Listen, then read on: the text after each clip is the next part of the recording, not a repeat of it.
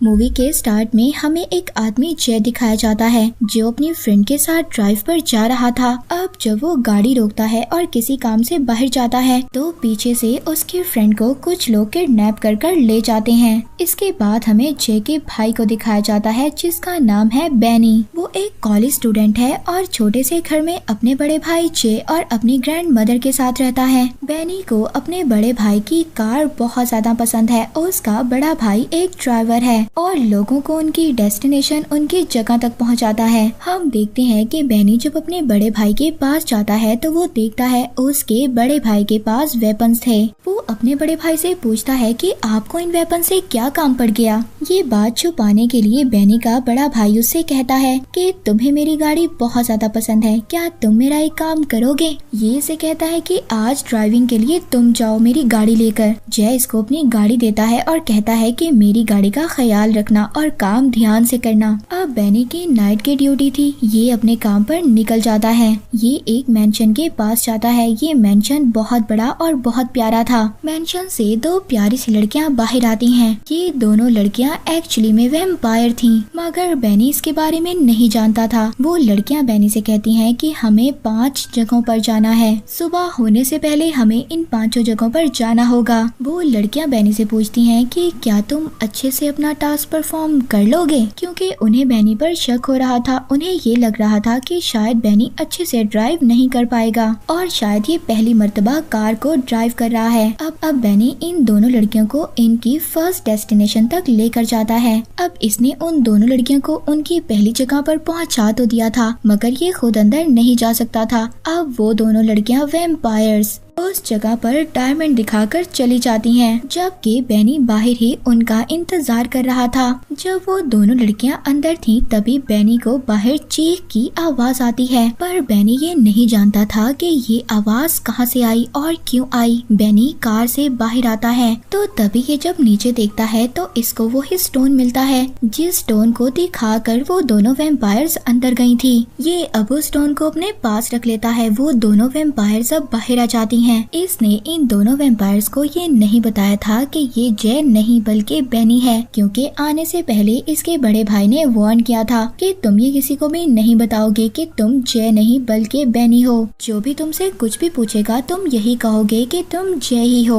अब बेनी इन दोनों वैम्पायर्स को इनकी सेकंड डेस्टिनेशन दूसरी जगह पर लेकर जाता है। ये दोनों लड़कियां बेनी को बहुत ज्यादा अजीब लग रही थी। ये अपनी दूसरी डेस्टिनेशन पर पहुंचकर पार्टी में एंजॉय करने के लिए चली जाती हैं, जबकि बेनी बाहर ही इनका वेट करेगा। अब जब बेनी बाहर था तो वो इन दोनों लड़कियों के बारे में सोच रहा था कि ये दोनों लड़कियां कितनी ज्यादा अजीब हैं। इसको ये नहीं पता था कि ये दोनों लड़कियां वैम्पायर्स हैं, पर तभी के अपनी बैक सीट पर देखता है कि उनका बैग और उनका फोन पड़ा है। पीछे पड़े हुए फोन पर एक मैसेज आता है। अब मैसेज पर ये पढ़ता है वो आदमी जय के बारे में पूछ रहा था कि वो कैसा है। उस मैसेज पर उस आदमी का ये कहना था कि वो जल्द से जल्द जय से मिलना चाहता है, यानी कि बेनी के भाई से। अब ये मैसेज सुनकर ये परेशान हो गया था कि आखिरकार ये आदमी मेरे भाई से क्यों मिलना चाहता है। जब ये बैग खोलता है तो बैग में बहुत सारे पैसे थे और वहाँ पर खून भी लगा हुआ था, जिसकी वजह से ये बहुत ज्यादा परेशान हो गया था और इसे कुछ भी समझ नहीं आ रहा था कि इसके साथ आखिर हो क्या रहा है। तभी बेनी वहाँ पर एक पुलिस ऑफिसर को देखता है जो कि हर गाड़ी को चेक कर रहा था। तभी ये फौरन से अपनी गाड़ी से बाहर निकल जाता है और छुपने लगता है ताकि इस पर कोई भी इल्जाम ना आए। पर तभी छुपते हुए इसको वो पुलिस ऑफिसर देख लेता है। ये घबरा कर भाग कर उसी मेंशन में चला जाता है जहाँ पर वो दोनों वैम्पायर्स गई थी।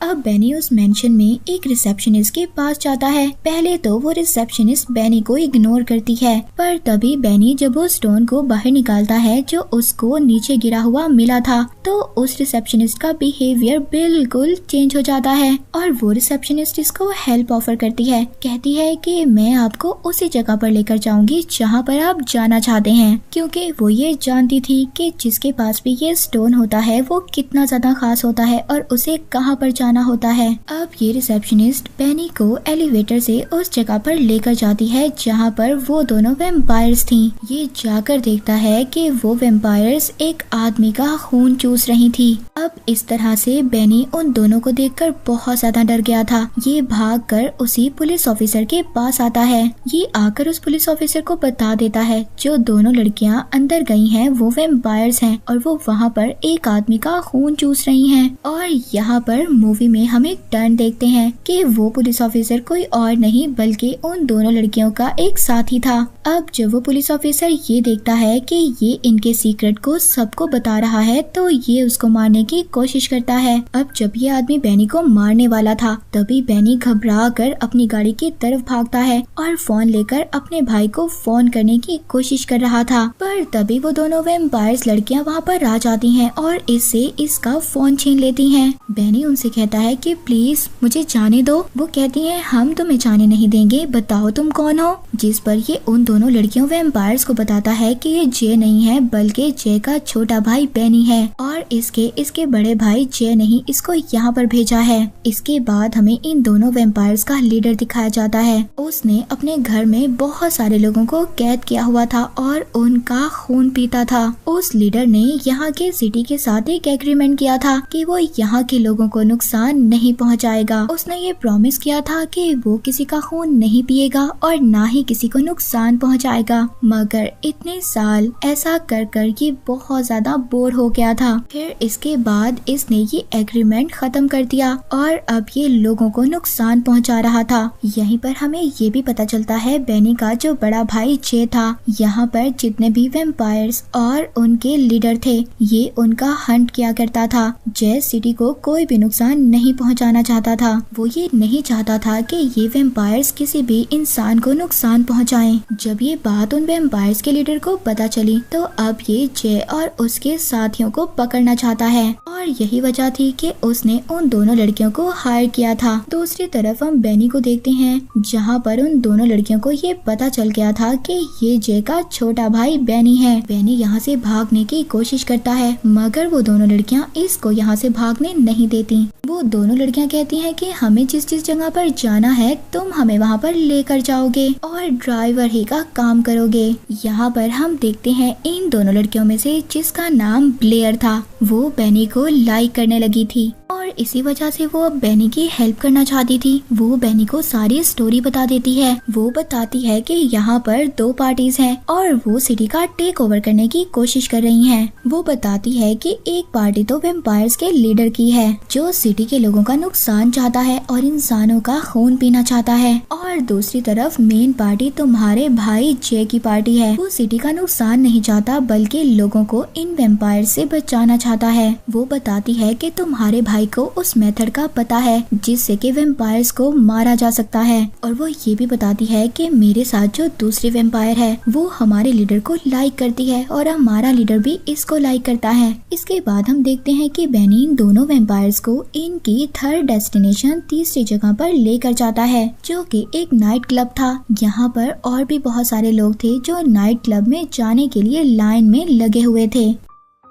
इन लोगों में बेनी के फ्रेंड्स भी थे। अब जब ये लोग देखते हैं कि बेनी यहाँ पर है तो ये भी ये चाहते थे कि बेनी भी इनके साथ क्लब में जाए मगर उन दोनों वेम्पायर्स के पास तो वही स्टोन था जिसको वो दिखाकर आसानी से नाइट क्लब में जा सकती थी। अब वो दोनों लड़कियां तो स्टोन दिखाकर नाइट क्लब के अंदर चली जाती हैं पर जैसे ही इसके फ्रेंड बेनी के पास आ रहे थे तो वो बेनी के हाथ में कीज देखते हैं। वो ये समझ गए थे कि बेनी एक ड्राइवर है, ना तो ये खुद नाइट क्लब में जाएगा और ना ही हमें ले जा सकता है। पर तभी वो देखते हैं उन दोनों वेम्पायर्स में से एक वेम्पायर ब्लेयर वो वापस आती है और बेनी को अपने साथ अंदर ले जाती है। ये देखकर बेनी के फ्रेंड्स शॉक्ड हो जाते हैं। अब ये दोनों लड़कियां नाइट क्लब में गई थी, वहाँ पर वो आदमी तो होना चाहिए था जिसका इन्होंने खून पीना था मगर वहाँ पर तो जे का आदमी खड़ा था जो इन वेम्पायर्स को मारने के लिए आया था। इसके पास वो गन थी जिससे कि वो वेम्पायर्स को मार सकता था। उस आदमी ने इन दोनों वेम्पायर्स पर गन पॉइंट कर ली थी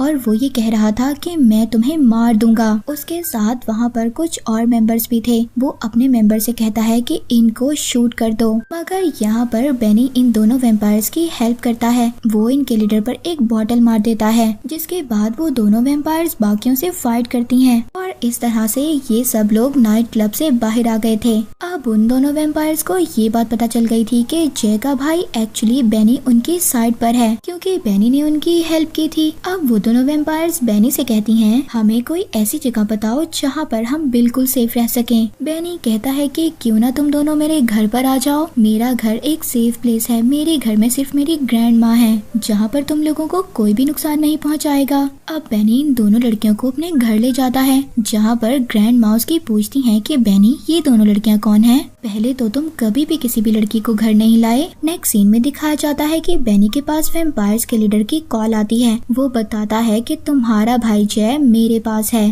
दरअसल बेनी का भाई उस वेम्पायर्स के लीडर से लड़ने के लिए गया था और वो अब फाइट में हार गया था, जिसके बाद उन वेम्पायर्स के लीडर ने उसे कैद कर लिया। बेनी उन दोनों लड़कियों को उनकी लास्ट लोकेशन पर छोड़ने जाता है, जो कि उनके वेम्पायर लीडर का घर था। वहीं पर बेनी के भाई को भी कैद किया हुआ था। अब जब वो उन दोनों लड़कियों को ड्रॉप करता है तो उनमें से एक लड़की जो बेनी को लाइक करती थी, वो बेनी से कहती है, बेनी तुम यहाँ से चले जाओ, वरना हमारा वेम्पायर्स का लीडर तुम्हें भी मार देगा और तुम्हारे भाई को भी। मगर बेनी कहता है कि वो अपने भाई को अकेला छोड़कर कहीं नहीं जाएगा, उसे अपने भाई की हेल्प करनी है। वो लड़की बेनी को रोकती है, क्योंकि वो बेनी को लाइक करने लगी थी और उसकी हेल्प करना चाहती थी। मगर बेनी किसी भी सूरत में यहाँ से जाने के लिए तैयार नहीं था। वो घर की तलाशी लेता है, घर के मुख्तलिफ हिस्सों को देखता है ताकि उसका भाई उसे मिल जाए। वो अपने भाई को ढूंढ रहा था, पर तभी उसको पता चलता है उस वेम्पायर के लीडर ने बहुत सारे लोगों को कैद किया हुआ था और वो उन लोगों का खून चूसा करता था। उन्हीं लोगों में उसने बेनी के भाई जय को भी कैद किया हुआ था। बेनी जब अपने भाई को बचाने की कोशिश कर रहा था तो इन सब में वो खुद भी पकड़ा जाता है। इसके बाद वेम्पायर्स का लीडर और वो लड़की जो वेम्पायर के लीडर को लाइक करती थी, ये दोनों बेनी के पास आते हैं और उसे डराते हैं। वो बताते हैं कि हम तुम्हारे साथ कुछ भी कर सकते हैं, तुम जानते हो हम बहुत ज्यादा पावरफुल हैं और साथ ही साथ हमने तुम्हारे भाई को भी रखा हुआ है। बेनी जब इनकी बातें सुनता है तो वो एक नाइफ से इन पर स्टैब करने की कोशिश करता है, मगर वो वेम्पायर्स का लीडर बेनी को मारना चाहता था। अब वो दूसरी वेम्पायर लड़की जो बेनी को लाइक करती थी, जब वो ये देखती है कि ये दोनों बेनी को मारना चाहते हैं तो वो ऐसा नहीं होने देना चाहती थी। वो बेनी के लिए खड़ी हो जाती है। जब ये बात दूसरी लड़की वेम्पायर देखती है तो कहती है, तुम ऐसा कैसे कर सकती हो, तुम ऐसा नहीं कर सकती, मैंने तुम्हें बनाया है और तुम मेरे खिलाफ बिल्कुल नहीं जा सकती। ये कहकर वो उस लड़की पर अटैक कर देती है और उसे उसके किए की सजा देती है। अब जब बेनी ऐसा देख रहा था तो वो अपने मोबाइल से अपनी कार को एक्टिवेट कर देता है, जिससे कि उसकी कार स्पीड में अंदर आती है और विंडो को तोड़कर अंदर आ जाती है। अब जब विंडो टूटती है तो उस वेम्पायर लीडर के घर पर सनलाइट आ जाती है, यानी कि सूरज की रोशनी। तो वहीं पर वो ही वेम्पायर लीडर के साथ ही खड़ी थी। जब उस पर सनलाइट पड़ती है तो वो फौरन से जल जाती है। इसके बाद जे बेनी के सामने आता है। बेनी अपने भाई की हेल्प करना चाहता था, पर तभी वेम्पायर्स का लीडर आकर बेनी पर अटैक कर देता है और उसे काट लेता है, यानी कि अब बेनी भी वेम्पायर बन गया था। वो बेनी को मार देना चाहता था, पर तभी जे आकर उस वेम्पायर लीडर को सूरज की रोशनी की तरफ ले जाता है। तो जैसे ही वो वेम्पायर का लीडर सूरज की रोशनी वाले हिस्से में जाता है तो वो भी जलकर राख हो जाता है और मर जाता है। दूसरी तरफ बेनी को उस वेम्पायर लीडर ने काट लिया था।